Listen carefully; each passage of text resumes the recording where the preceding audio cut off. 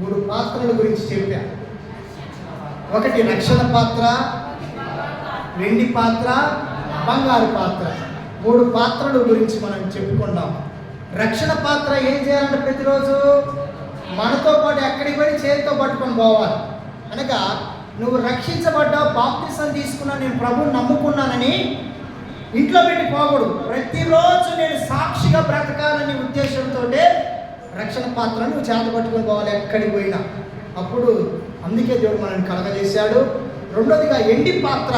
దేనికి అర్థం? పరిశుద్ధత ధరించుకోవాలి.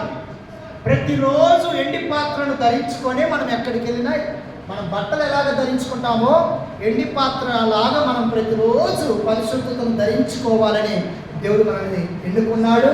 మూడోదిగా బంగారు పాత్ర. బంగారు పాత్ర అవసరానికి బయటకు వస్తుంది. లేట్గా వచ్చిన లేటెస్ట్గా దాని వాల్యూ మామూలుగా ఉండదు. దాని టైం వచ్చేదాకా మరుగై ఉంటుంది. బీరోలలో, ఎక్కడైనా సెల్ఫ్లలోనో, బట్టల షాప్లో ఎక్కడో మరుగై ఉంటుంది. అది ఏ టైంకి బయటకు వస్తుంది? ఒక ఒకేషన్, ఏదైనా ఫంక్షన్ ఇలాంటి ఉన్నప్పుడు బంగారం బయటకు వస్తుంది. అలాగనే దేవుని యొక్క సన్నిధిలో నేను మనందరం దేవుని కోసం నిలబడవలసిన టైంలో, సాక్షిగా ఉండవలసిన టైంలో, ప్రభు కొరకు రోషంగా ఉండవలసిన టైంలో, ఆ టైంలో ఉండాలి. మిగతా టైంలో మరుగై ఉండాలి. అలాగా బంగారు పాత్రలో ఉండాలని మనం గడిచిన వారం నేర్చుకున్నాం. దేవునికి మహిమ.